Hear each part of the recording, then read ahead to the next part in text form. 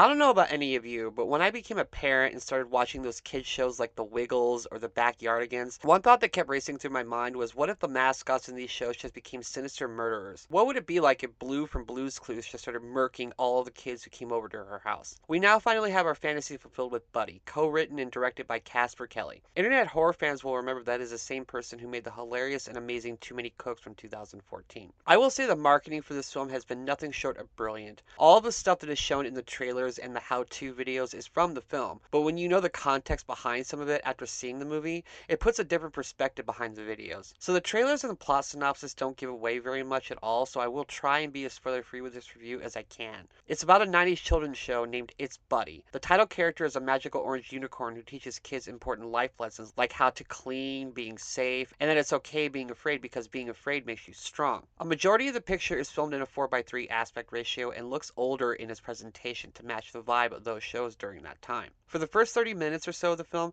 we were just watching the actual show. We see like 3 episodes of it and meet our group of children and the mascots. There's a talking mailbox, a talking backpack, and lots of singing and dancing like you could only do in those kids shows. A dark undercurrent begins growing at the end of the first episode when one of the children doesn't want to dance in the new shoes Buddy got for him, and we spend the next 2 episodes seeing all of that unravel. What makes it amazing and hilarious is the preposterosity behind all of it.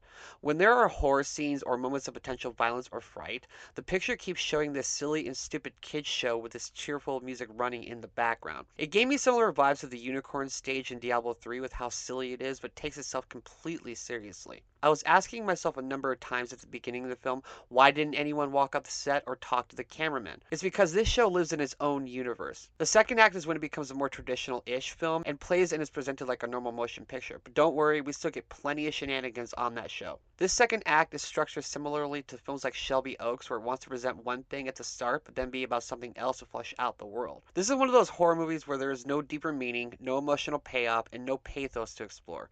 It is merely there to entertain you. It is a crowd-pleasing kind of film, and it worked very well for me. Everyone in my screening seemed to love it. There were non-stop laughs in the opening and third acts, so it does its job of being a mindless horror film very effectively. The gore is minimalistic, and the violence is mostly suggested instead of shown. You'll see the aftermath of an impaling or a weapon sticking out of someone's head.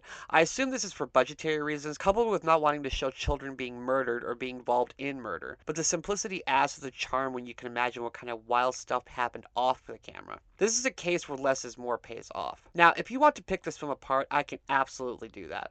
The rules of the universe are explained well enough, but the cause of the events is never explored. The stuff we are introduced to in the second act ultimately has no payoff to the film and wouldn't have changed the outcome of the movie at all if it had been removed completely. I know it was put in there to give general audiences a more common story to latch onto, but the finale would have been identical whether that stuff was in there or not. And speaking of the finale, holy crap, what a wonderful payoff. I was starting to get worried that the film had stretched its idea out for too long and was beginning to become repetitive. But then we see what obstacle our main characters are up against in the final act, and it caused me and many members in my theater to roar with laughter. This is a B movie, knows it is, and isn't interested in being anything greater than a B movie. There are characters who have no reason to be in this story at all. Some of the children acting is a little hit or miss, but not terrible. And there is a weird cameo from Clint Howard halfway through that bordered on being way too weird and on the nose. But the film saves itself before it becomes uncomfortable in a bad way or a parody of itself. There are a ton of flaws with this film and a second act that felt tacked on, but I ultimately did not care. I was able to laugh at how stupid in a great way this picture is and watch a magical unicorn do stuff I wanted Barney to do when I was a child. I really like this movie, and I think it should be seen by everyone who just wants a fun, chaotic, rainbow good time. I give Buddy 3.5 stars.